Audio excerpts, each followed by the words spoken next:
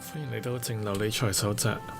最近呢，有個朋友揾我，咁佢呢係一個可能大家會當係人生勝利組嘅人啦。咁佢都做咗10年嘢到㗎啦。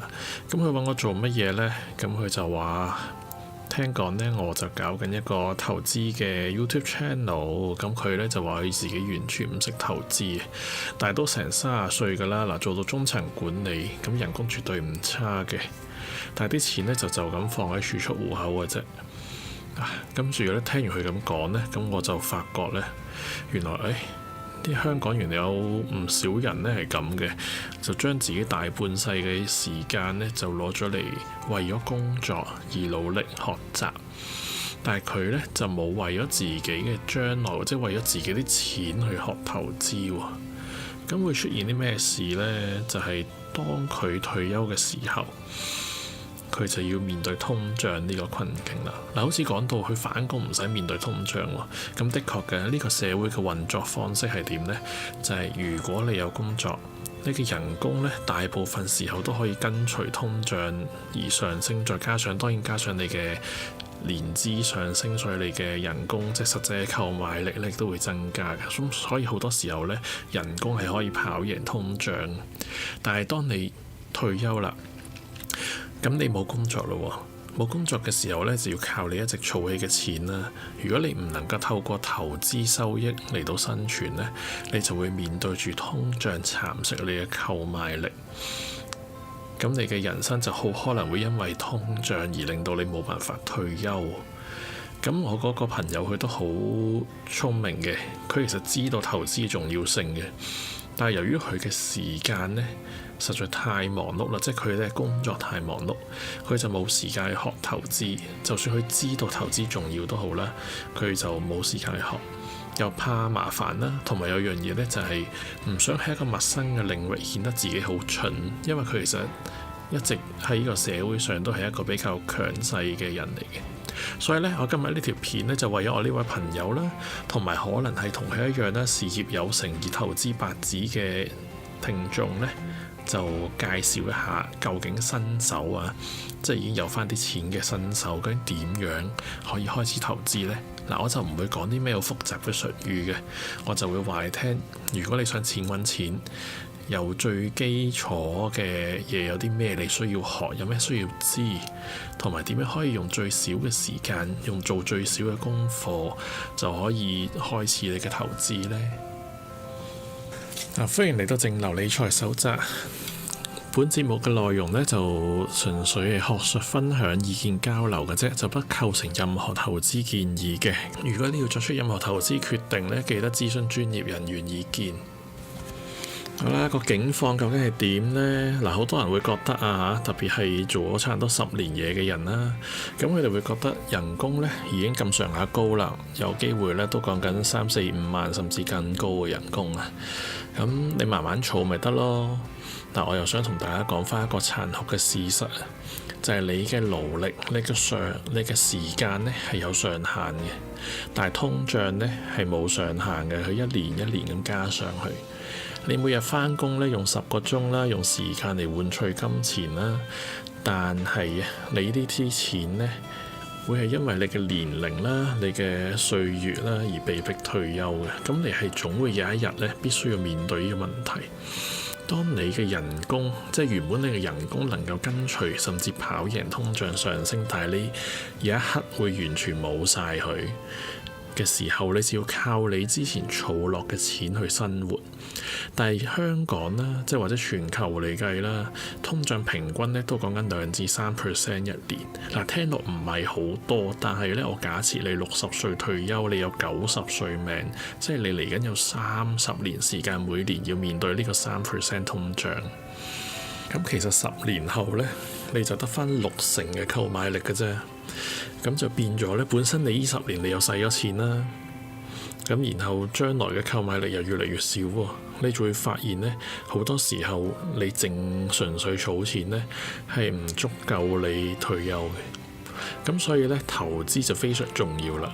咁而我個朋友咧，或者可能聽眾嘅你都應該知道呢樣嘢，都知道投資係非常重要。如果唔係你退休後咧，其實甚至你冇辦法退休嘅，你完咗你而家嘅主要正職，將來可能你要送外賣啊、做看監啊，總之就係覺得唔安心，就必須要繼續工作。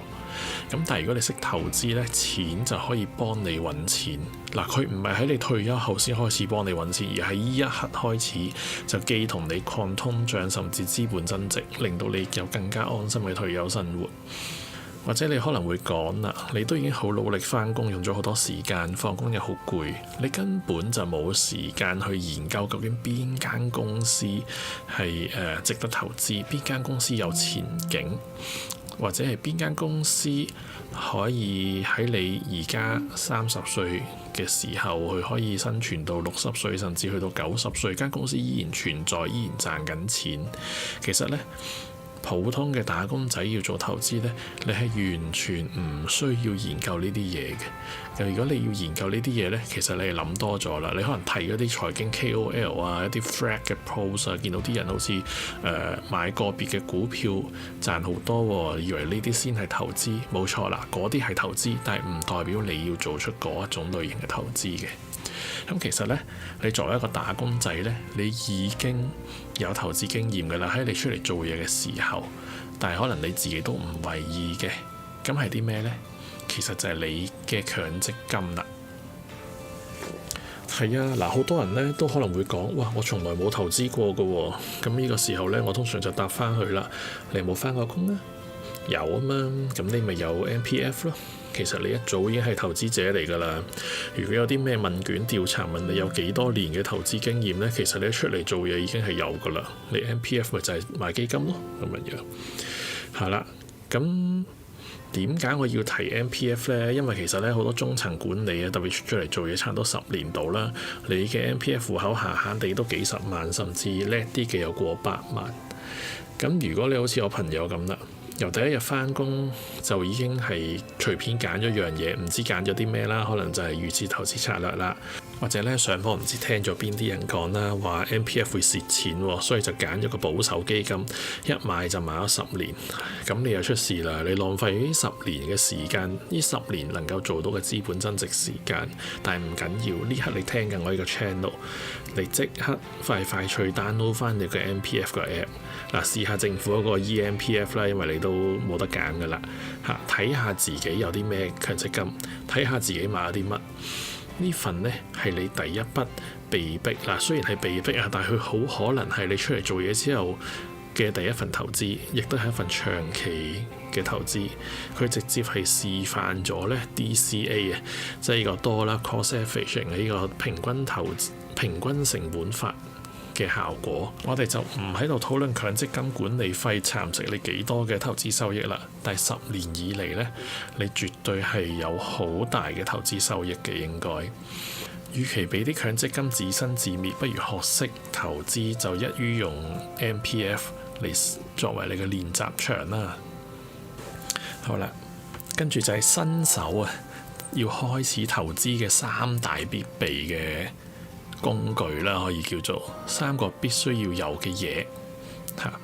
咁第一呢，就係心態嗱，心態係好重要嘅，因為就算去到一個好資深嘅投資者都好咧，投資心態咧絕對影響到你嘅投資嗰個收益嘅嗱。一個良好嘅投資心態係啲咩呢？就係你並不是在賭錢，你係投資，你係一個投資者，你買嘅呢係咩呢？係一個企業嘅成長，係買國運，就好似例如你買一股 Tesla， 你買嘅唔係 Tesla 嗰個上升下降嘅圖表啊，亦都唔係純粹買去做車嘅業務，你係直接買咗 Elon Musk 全球首富，佢為你打工，係啦，你買咗嘅係一間公司嘅價值。嗱，好啦，咁講完投資背後嗰個心態啦。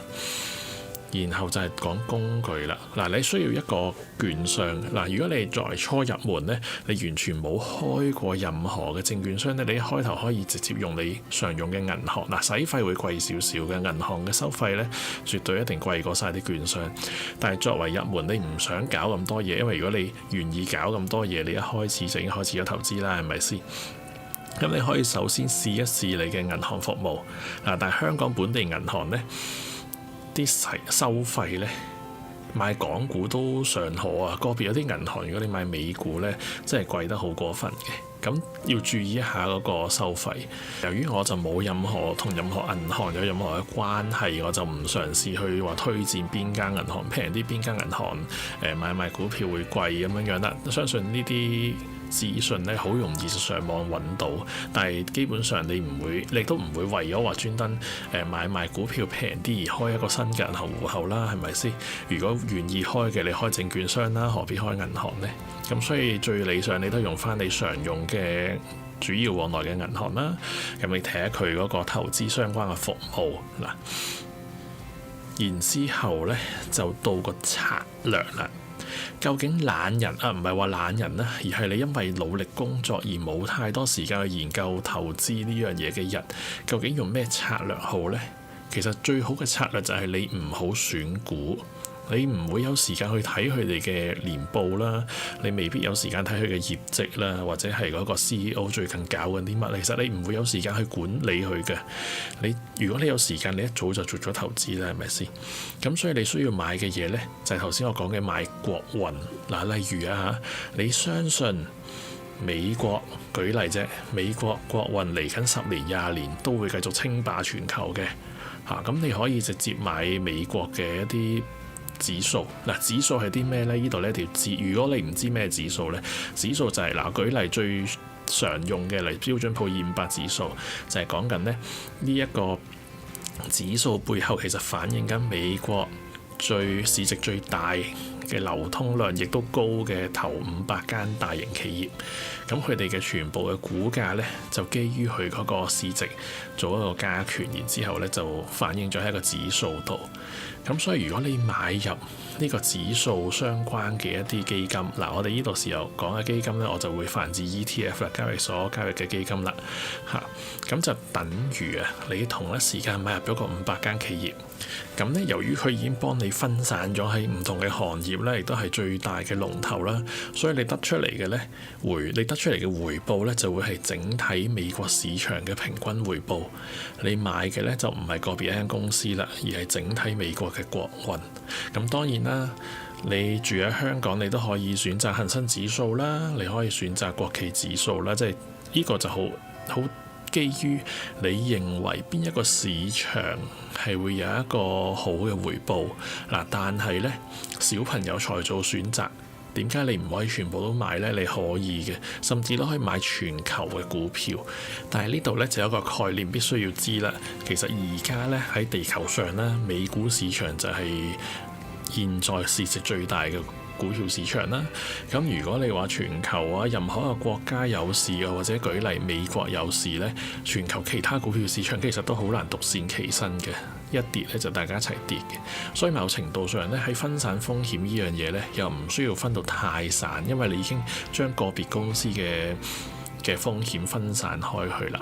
咁如果仲要將國家嘅風險分散呢，舉例你住喺香港，你有香港本地或者係中國嘅股票一部分啦，然之後再投資美國，咁其實已經有一個非常之足夠嘅分散投資㗎啦。當然啦，你話有啲特色嘅市場，例如新加坡股票呢，就好多房產信託基金嘅，去攞嚟收息係唔錯嘅。又或者一啲大家耳熟能詳嘅一啲日本電器公司任天堂嗰啲呢，就會喺日本上市。咁如果你對個別公司有個人喜好呢樣嘢，咁你就要選擇埋相關嘅投資市場啦。咁但係啦，又翻去一開頭，既然你都花咁多時間返工，你冇時間睇市啦，何必買個股呢？直接買指數就係簡單快捷，唔需要做研究，而你嘅目標就係市場平均回報。好啦，咁但係點買呢？好啦，頭先已經有銀行啦，即係選擇咗你嘅經紀。然之後選擇咗你嘅目標。舉例買標普嘅可以揀 VOO、SPY 咁樣。如果你係想買納斯達克100嘅，你可以買 QQQ 啦。如果唔做期權 QQQM 咁都唔。香港嘅話就可以買盈富基金。跟住就到買嘅時機，究竟幾時買幾多呢？因為嗱，你如果係冇投資，你手上我假設啦，容易計數，你手上有100萬港紙，咁究竟我用頭先我所講嘅Dollar Cost Averaging 一個平均成本嘅投資方法啊，還定是係一筆過將而家嘅錢掉晒落去呢？嗱，我哋以歷史數據嚟講呢，任何時候呢都係一筆過掉錢落去，係投資回報會比起逐少買呢係更高嘅。咁所以如果你而家有錢，嗱，呢一筆係閒錢啦講緊，然之後你又想開始投資啦。而你個目標既然已經係一個指數基金咯，你係可以直接一次過就買晒去 all in 咁樣。嗱，我講嘅 all in 呢，唔係將你所有嘅錢攞晒投資，你必須要有一部分嘅流動資金作為生活或者係應急用嘅。因為我哋投資界有一句名言啦，叫 time in the market beats timing the market。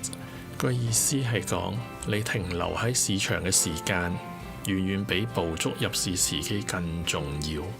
你遲1年先開始，你損失嘅唔係嗰幾個% 回報，而係最值錢嘅複利效應。當然啦，總會有人反駁嘅話，我 all in 完之後一跌咁點算啊？我唔 time 下個 market。咁嗱，你諗下，你平時做 project 啦，老細俾個任務你都唔會100% 完美先交出嚟噶嘛。一般都會做一個 MVP 啦 ，minimum viable product 啦，睇下你做邊行有冇呢樣嘢啦。咁做咗一件產品可以生存可以用嘅出嚟試咗先。嗱，投資都係一樣嘅，而你第一步嘅投資呢，就係你嘅 MVP 啦。但係由於你係投資指數基金啦，所以你真係唔使太擔心。嗱，所以呢，我嘅朋友仲聽緊呢條片嘅你啊，你已經喺事業上呢證明咗自己好叻㗎啦。點解唔俾個機會你揾翻嚟嘅錢，俾佢哋證明一下，其實佢哋揾錢都幾叻㗎？好啦，咁所以呢，今日有啲咩 action 係適合做嘅呢？首先就係 check 下你嘅 MPF 買咗啲咩啦，即刻。